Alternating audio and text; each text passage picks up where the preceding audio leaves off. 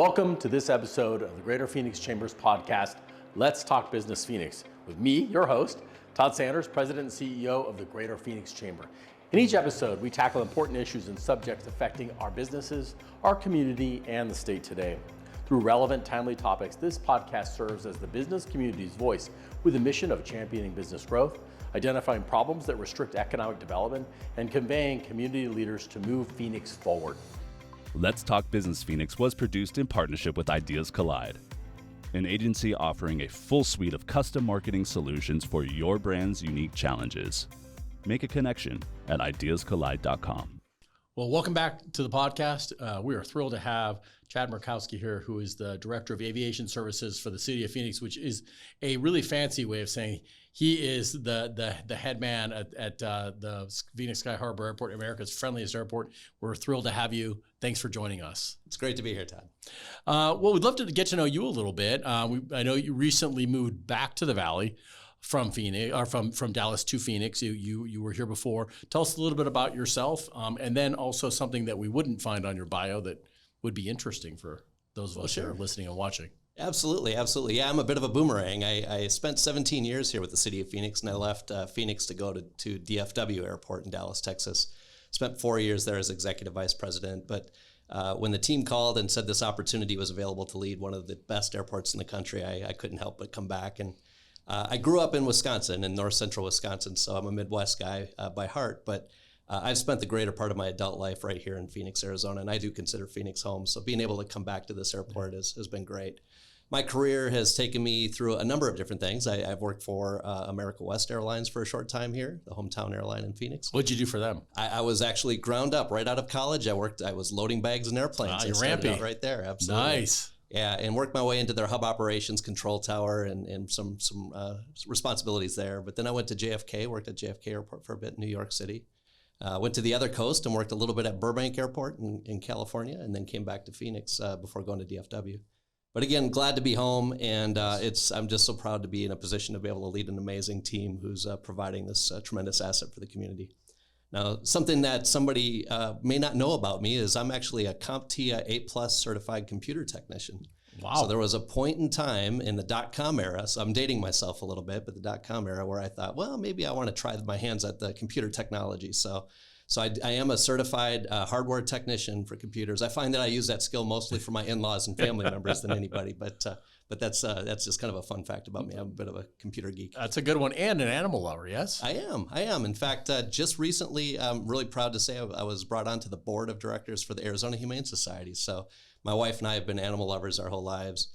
And just the opportunity to give back to the community in that way. They're such an amazing team with the Arizona Humane Society. I'm proud to be a part of it. They are incredible. Absolutely. So most people don't really get into aviation. We go to the airport, we get on a plane. Hopefully it's not too crowded, at least for us. I'm sure the airlines would disagree.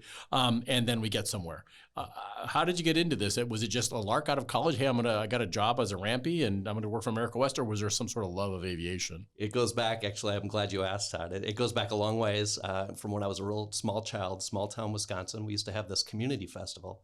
And my grandmother noticed that I used to watch airplanes, taking off and landing at the airport. So she brought me out to the airport at this local community festival, and a pilot was giving airplane rides.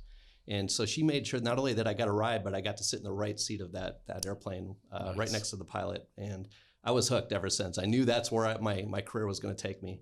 I am actually a certified pilot, so I'm a private pilot, and I did that in school. But as I thought about careers in aviation, being a pilot, living out of a suitcase, I just didn't feel like that was the right choice for me. I'm really, really impressed with all the work the pilots do in our community. But for me, I wanted to be home in the evenings, and moving into the airport side of the business, that's where I really found my joy and my passion. Do you still fly? I do, not that regularly though. So I'd have to get current again. It's been a few years since I've flown, and when I think of that next chapter, perhaps after this career, I'll probably get back into flying again. Absolutely. Well, that's wonderful. Obviously, Sky Harbor, a major player. I think the largest or the most busy third runway airport in the world. Is that correct? Yeah. So if you think about the number of runways airports have, we have 3 runways at Sky Harbor Airport, and you look at the numbers in takeoffs and landings at airports. No airport with 3 runways or less are running more takeoffs and landings than Sky Harbor Airport. We're an incredibly busy, incredibly efficient airport. And that's something that we focus on every day, is making sure that we keep those runways open and we can accommodate that growth and that demand that's coming to the valley. Given that we're at 3, how do you project for that kind of growth? Like clearly, when we watched, actually, I got one of my friends, an air traffic controller. He sent me a time lapse video during the Super Bowl, and it was incredible to see how this just hundreds of planes moved in and out. How do we do that with the 3 runways versus like a DFW that has many more? Yeah, so that is kind of a blessing and a curse. The fact that we're a very centrally located airport is a fantastic amenity for our region, but it also means that we're a bit constrained, right, in terms of land. In fact, we're landlocked to the south by the river bottom, to the east and west by freeways. We have very limited room for growth, and so we have to squeeze as much as we can out of that asset. And so we want to make sure that we are orchestrating everything perfectly. And what's important to know is that the airport is owned and operated by the city of Phoenix, and I have about 950 employees in my organization as a department within the city that provides services. But we have over 57,000 employees on our airport campus.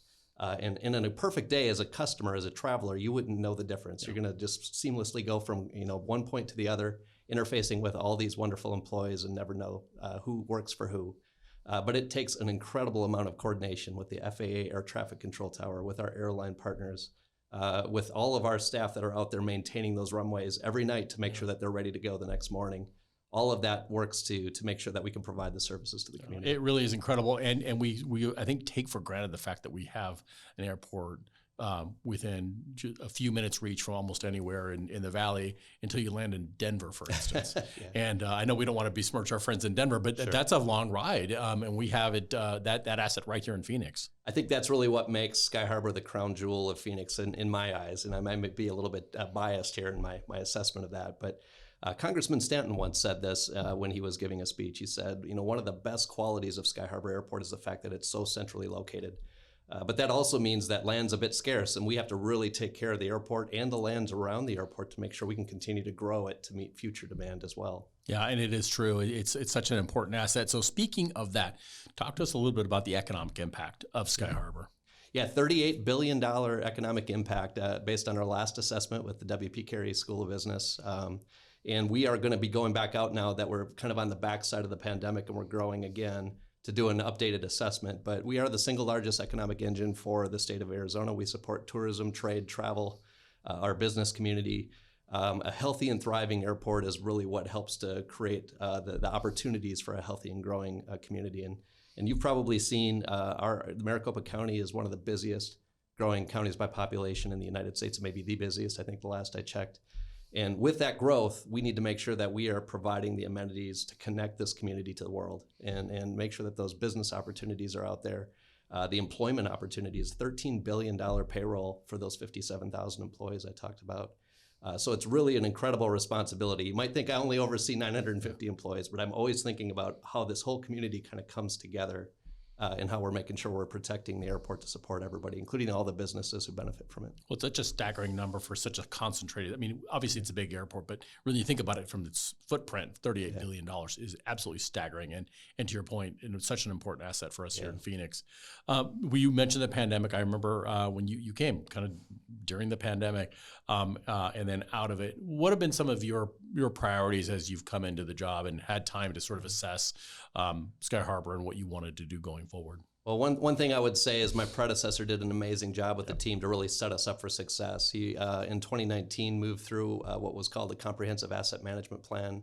It's another term for an airport master plan. It's really how we actually can grow this airport to be able to continue to support the needs of the community. And they identified in that plan a $6 billion in investment that's going to be needed in our airport in terms of growing the number of gates we have, the terminals we have, how we balance the roadways versus the terminals versus the runways, and making sure we're properly investing in all three of those aspects of how our airport works. If any one of those is underinvested, it will be the Achilles heel for the airport, and we'll feel that. Good example of that is Sky Harbor Boulevard. That was one of the things I was very focused on when I first came back, is how do we make sure that we can continue to grow our airport, knowing that we have this lifeline, this artery, this roadway that really can't be expanded much. And I was really happy to see the work that's been done on the SkyTrain, which you probably have seen at the end of last year. We connected the SkyTrain from our terminals to our rental car center. That took 80 buses off of our roadways. That freed up curb space, and that allowed us to actually be able to breathe again a little bit, and it freed up that capacity that we very much needed on Sky Harbor Boulevard. One example of that, The other thing I was really focused on was kind of the health and wellness of my team, because going through the pandemic, that took an emotional toll on a lot of people, work and, kind of your personal lives. And they were essential. They were there. Yeah, they were. They, when everybody else, may have had opportunities to work from home, many of my employees had to come in every day to provide those services, and they're heroes for doing that. They really are. Well, and it's easy to think there wasn't a lot of passenger traffic, but certainly there was a ton of cargo. As Absolutely. we know, everybody was ordering from Amazon. That's absolutely right. And that's what we saw was the uptick in cargo growth. Now that's settled down a little bit since things are kind of starting to rationalize, but really making sure we're providing good services for those employees who are both working from home as well as those who are coming in every day, to make sure they felt safe, that the built environment and the investments we made in that made our customers feel safe, so they could continue to think about traveling via air again. And I'm happy to say this first quarter, the busiest first quarter we've ever had at Sky Harbor in the entire history of the airport. We had an amazing Super Bowl season, and I think we're back. Yeah, and Final Four. I heard the lottery for tickets for Final Four is going on now, so we're going to be looking forward to that. And the SkyTrain, huge, a huge thing for us, all the way to the rental car center, not just to Terminal 4 or 3. I think that's another thing for visitors. That's going to be really nice, not to worry about the bus system. It's transformational. It's the word I like to use as customers. If they've ever experienced what it was like, and again, our bus drivers and the operators that were providing that service did an amazing job, great customer service. But we knew we couldn't bus our way out of this, and we knew we had to have a more efficient, reliable connection between the terminals and the rental car center. And it's just fantastic, even from a sustainability perspective. Having an all-electric train connecting those facilities it's been really, really remarkable, and our customers have told us they love it. Absolutely. Terminal 3, also huge revamp there, which I think did start under your predecessor, but what a change, right? You wouldn't recognize it if you've been out of the country for 10 years and came back. Yeah. If you think about how we developed Sky Harbor Airport, we had a Terminal 1, believe it or not. You may remember it. And then we had a Terminal 2. It was built in the 60s. I'd love to. And it was a tough one to see it leave. We heard from the community, there were a lot of people who loved Terminal 2. It was so easy to use. Terminal 3 was built in the late 70s, and then Terminal 4, as we continued to the east, was built in the late 80s and activated in the early 90s. And so we knew after we kind of developed Terminal 4, we needed to do some work to modernize Terminal 3. It was just, you could feel it. It was just starting to get dated, and it didn't represent what we wanted to share in terms of how, we view ourselves as being the front door of the community, and we wanted to make sure when people came to Sky Harbor, they were really proud, and our community was proud of that as well. So we actually did a major uplift in Terminal 3, and it's just a beautiful terminal. We get a lot of really great feedback about it. It serves us well. We're already planning a new concourse on the north side of Terminal 3. We're planning to connect Terminal 3 and Terminal 4 together, so when you go through security, you'll be able to move from terminal to terminal. But then the next big increment of development is going to be, as we go back west again, what do we do in the place of that Terminal 2 footprint? Right. So there's a space there, and we've been thinking about when the time's right, we'll be talking about another terminal again soon. So would it be an equal size to 3 and 4, generally speaking? It's probably going to be right between the two in terms of size, number of gates. But remember, even with those gates, we always have to think about the runway capacity too, and the roadway capacity. And so with those gates, we have to make sure everything comes in balance. And that's what I have an amazing team that thinks about that all day for me. So ironically, though, when you modernize 3, all of a sudden 4 doesn't look as good, right? I mean, so any plans to do any work there? You're absolutely, it was a great question. And over $500 million are planned in investments in Terminal 4. Many of those investments, the customer may not even see. So these are like behind the scenes. This is plumbing, mechanical upgrades, electrical upgrades, switch gear, the things that we need to have working really well, because let me tell you, if the power goes out in Terminal 4 for any length of time, we're going to have a bad day. Yeah. So we're going to be making some pretty significant investments behind the scenes. But we also are thinking, as we're talking with our concessionaires and others, about an aesthetic upgrade and refresh in the terminal itself, so it feels a little bit more modern. And think about 80% of our traffic, the passengers every single day go through Terminal 4. And so it's a very heavily used terminal, and so it's due for an upgrade, and we're focused on it. Well, I mean, it was the late 80s, I think, or early 90s, and so certainly time, but it served us well, and we'll look forward to that. Certainly 3 is beautiful, and then hopefully it'll be exciting to hear about a new, so would it be Terminal 5? Because you haven't gotten rid of 3 and 4, and I know people get here and they're confused. That's an FAA thing, correct? No, it's not. It's actually, this is something we have complete control over, and I don't know if we're going to do a community survey or if we're going to name it after somebody. Maybe we'll just call it the West Terminal. We'll have to see what the community thinks about that. So, to be determined. It's a little confusing for people, I think, when they get here. So you have a major operation. It's probably bigger than some towns. Talk about your leadership style. You obviously have a significant responsibility, a lot of people under you. What's your style? Yeah, I would say, I like to think, and I don't know that I get to choose my style. I think my employees tell me what that style is, and so they get to let me know whether or not I'm behaving this way. But I like to consider myself to be a servant leader. I get my work done through others. A good day for me is when I'm providing the resources to my team so they can be successful in the work that they do. They are the subject matter experts, and so I listen to them.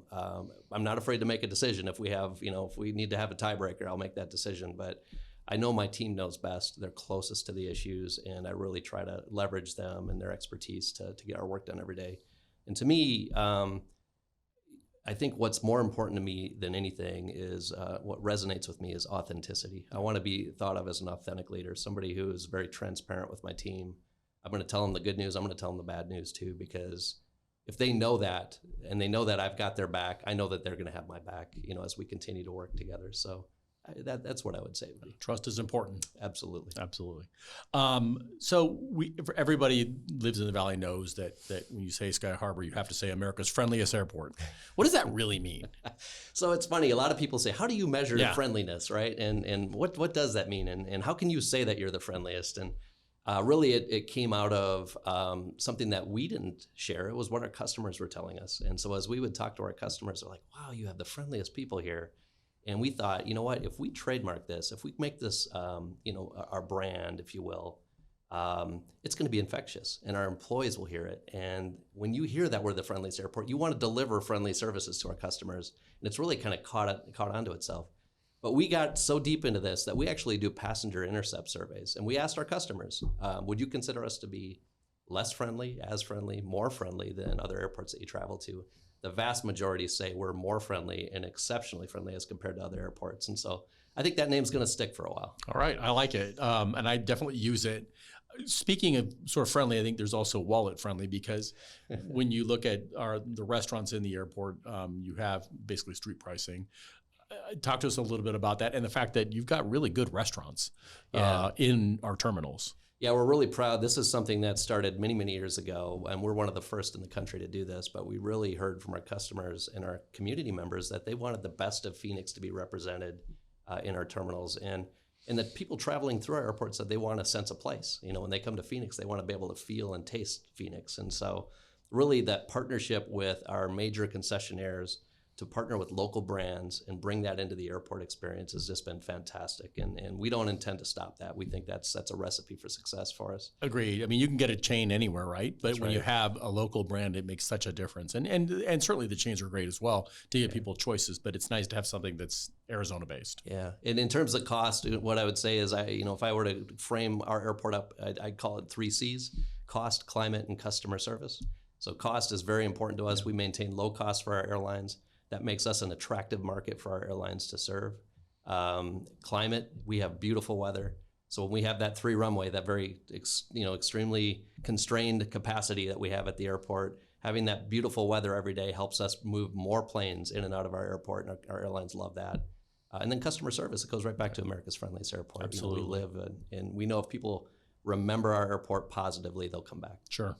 So I'll ask you the pilot question. When you mentioned when you talked about weather, we don't have floods, we don't have earthquakes, but we do have heat. So is that a factor sometimes for us, or not necessarily? Yeah. So heat is always something that we think about, and climate change is something that we think about as well. And so you will see in one of our future capital projects, we're planning to extend one of our runways. It's our primary departure runway, our center runway.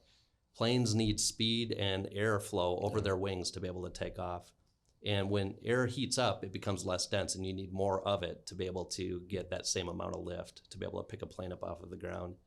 And so what we need is our center runway is about 1,100 feet shorter than our north runway. Our north and south runways are our arrival runways. And we're seeing more and more pilots are wanting to use that north runway for departures. When they use that insurance. Yeah, the extra runway, they like that. And with that extra runway, that north runway, when they use that, that means that we constrain our arrival capacity to the airport. So we need to get those planes back on the center runway. And to do that, we want to extend it. So we're going to be adding about 1,100 feet of length to that center Excellent. runway. Yeah. Okay. Well, good forward planning there. Absolutely. And speaking of that, a lot of innovation. We have Waymo. We have a lot of other things going on. Talk to us a little bit about that. Yeah, so it was really a lot of fun. The mayor joined me as we brought Waymo to the airport for the very first time, and she was the very first customer that came in. And a funny story about that, so we did that up at our 44th Street SkyTrain station, and so the staff told me, okay, you stand right here, the vehicle's gonna pull up, the mayor's gonna get out, you're gonna shake her hand, everything was just perfect, and we're gonna go to the podium, she's gonna give remarks. So waiting here, this Waymo car, no driver in it, mayor's in the back seat, comes up to me, drives right by me. And I'm like, where is this car going to take our mayor? What am I going to do? Fortunately, the car only stopped another 20 feet down the path. So I slid over, shook her hand. We brought her to the podium, and she loved it. She's a good sport. So, yeah, absolutely. And, we were the first airport in the world to bring autonomous vehicles as an option for our customers. And so we're really proud of that. You might have heard that Waymo and Uber just announced a partnership earlier this week, and we're going to be the first market where they actually launch that partnership. So that Waymo wants to go to scale, they want to do it here. Have you had a chance to ride in that? I want to do it. I think I'm a little far north for them to just go in the ring, but I'd love to do it. Yeah, it's a great experience. I find the first time you ride, you're going to probably have a little bit of a backseat driver experience. You're going to want to push that brake that doesn't exist. It's like when my kid's driving. Yeah, that's right. But once you do it, it's really cool. And I think it's really the future is here. The Jetsons, the age of the Jetsons is here. Absolutely. Mobile ID. Yeah, something? So again, another first. So Sky Harbor worked with Arizona MVD. We're really proud to partner with them, with Apple and with TSA. So if you're an Apple customer, you have an iPhone, you can actually download the digital ID into your Apple wallet. And in doing that, when you go to the checkpoint, you'll be able to present that to the TSA in lieu of your physical driver's license. Oh, just on your phone. That's right. It's on your phone. And what's nice about that is TSA will only pull from that digital ID the information they need to vet your identity and nothing more. So they probably don't need to know a whole lot about your weight or your height necessarily. Plus, I lied anyway. Yeah. So that's really, I think, the wave of the future. It's going to provide more security. A lot of people worry about privacy when it comes to digital, but I think this is actually going to provide for more privacy, more security as opposed to less. Well, and I think what I like too is that you can actually reserve your line in security to get through. Yeah, that's another new program. Huge. Another new program we have, which is cool at no cost to our customers. So if you are not, we have programs called Global Entry and TSA PreCheck. If you are in those programs, continue to use them because you're going to have the best experience there. But if you're not in Global Entry or PreCheck and you want to make sure that you have a pretty quick experience at our security checkpoint, a day or two before you fly out, you just go to our website. It's PHX Reserve, so skyharbor.com/PHX Reserve, and you'll be able to reserve your place in line. And what's good about that is you have now certainty that you're going to get through in a time. So that takes some of that anxiety away from your travel. So that's great. Absolutely. But for us, the benefit is we can de-peak the peaks. So if you were thinking about coming at 10, I might say, well, come in at 10:15. You're still going to get to your gate in plenty of time, but that allows me to take that peak off of maybe that 10 o'clock bank. Well, and it's nice that if you don't have to sign up for these other programs, you can just work with you guys and get through in a way that's sort of predictable. Exactly right. Yeah. So I have to ask, excited to see our London flights start back up. How's that going? Yeah, so we have 2 daily flights to London now. American Airlines is running one. British Airways, I should say, is running the second flight. Both are doing very, very well. We're really pleased with it. Condor just started their Frankfurt service just last week, their seasonal service. They added a day, so we have 3 days a week now that they're flying to Frankfurt. And our air service development team is just amazing, and we're really looking at those new opportunities. We think that there is going to be another opportunity in the European market for another destination, maybe 2 for us in the coming year or 2. Maybe any thoughts on countries that we might be hearing about? Yeah, so as we look at where customers from our market are traveling when they go to Europe, and these might be things that you would guess. So in addition to Frankfurt, in addition to London, we see heavy populations in France, Paris. Amsterdam is another really heavy destination for us. So those are 2 markets that we're really targeting. Then we're thinking about the Asian Pacific ring. With TSMC here as well, you think there'd be a good opportunity, maybe Taiwan? We're capitalizing on that, and we're telling that story to all of our carriers over in Asia as well. In fact, there's a delegation that is going to be going to Asia in the next month or 2. We're going to participate in that. We're going to go visit a number of airline headquarters while we're over there. when we're thinking Taipei, it makes sense for TSMC, of course. Our number one destination in terms of where our market is traveling is Tokyo. So that's something, an area that we're targeting. And then while we're over there, we're going to check in with Seoul as well. With South Korea, we think that there's a potential for a market there as well. And with the big jumbos kind of going away and getting smaller planes that can go the distance gives us a shot. Absolutely. For some of these opportunities. Is that correct? They're far more efficient, and you don't have to have as many people traveling to be able to make that route work. So that's exactly why we think that's a viable opportunity for us. And I think part of the key there is you want to get the business community buying some of those seats. Absolutely. In order to make that case. Now, I know that I know when Condor was looking, we'd worked a lot with the airport to identify business customers, but is there a way that, when businesses that are hearing about this and they're traveling these locations can work with you at Sky Harbor to say, hey, yeah, we're going to be going to Seoul. That's a destination for us, or Tokyo, or Madrid, or Paris. Yeah, we work a lot with groups like yours, with GPEC. We work with the Arizona Office of Tourism. We work with a number of different destination marketing venues to really kind of figure out who should we be talking to. And then there's the obvious ones. TSMC would be an obvious entity that we need to talk to.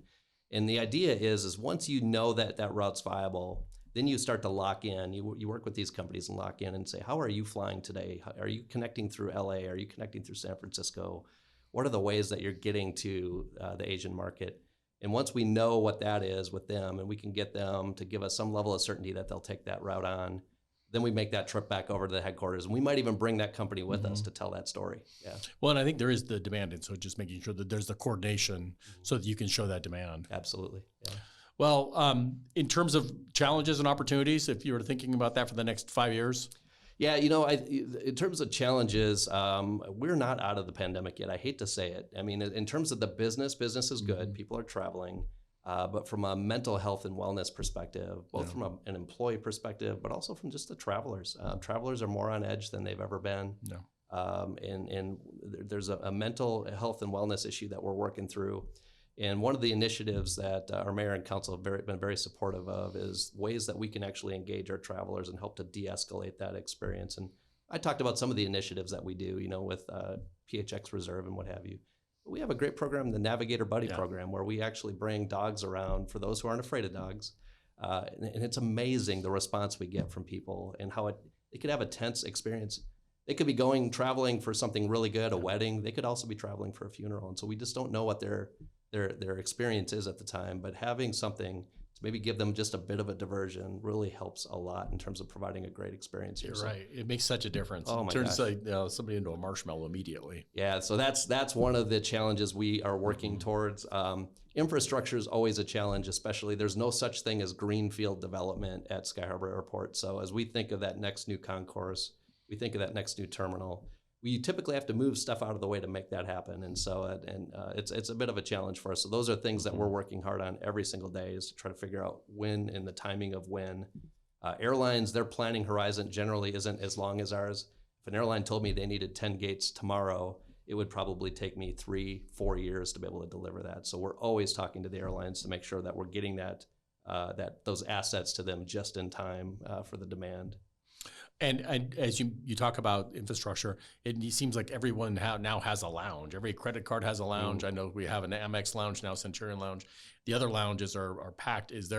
Are there thoughts to add more of those type of amenities for business travelers? That is the hot topic, it seems, lately. Yeah. So we have more requests for lounge space in Terminal 4 than we have space to provide it. And so we're thinking about that. We're going to be opening up a brand new common use lounge it's a Chase Sapphire Lounge in the new Terminal 4 S1 concourse, the brand new concourse we just opened. We're looking at, as we build this new concourse at Terminal 3, to actually create another new lounge space as well. So that seems to be a trend that's going to sustain. So we're making sure that we're providing space to do that in the future. Traveling around the country, and there are people in lines to get in these lounges. So there's definitely a lot of demand. Well, I want to thank you for taking so much time with us today, and also for the incredible work that you're doing and continue to do at Sky Harbor. As we close out, we're going to do a quick lightning round. Okay, I promise this is easy. So what was your first job? Was it the rampy job? Or First job ever was 16 years old, working at a grocery store. We had a local grocery store in a very small community I grew up in, and stocking shelves and bagging groceries for. What'd you learn? I learned that my dad told me this. He's like, if you ever, at that point I didn't know what my profession was going to be. He's like, everybody has to eat, Chad. So if you ever want to get a profession, know that. So I had thought about a career in the grocery business. I'm like, nah, that just isn't for me. I mean, it's a very important career. But aviation was just drawing me there. So, yeah. Well, everyone has to move at some point, so you're helping that happen. That's true. That's true. So obviously, this is an incredible job, no doubt about it. But the rules are we can't say your current job. What's the dream job? Oh wow. For me, and this might be a job that I would say I'll never know, and that was to be a pilot. Yeah. So. That was something that was my dream as a child growing up, and there are days when I wonder what that career would have been like. So I would say that if not for this, it would have been that. Yeah. Well, I also say that, except for I'm dyslexic, so we know how that would have gone. Yeah, not good. No. And the final one, and there is a right answer, by the way. Favorite airplane? Oh, I know, the Queen of the Skies, Okay. 747. All right, that 100%. You just aced it. All right. All right, Chad. Thank you. We really appreciate it, and we'd look to have you back sometime soon. It's my pleasure. Thank you, Todd. Take care.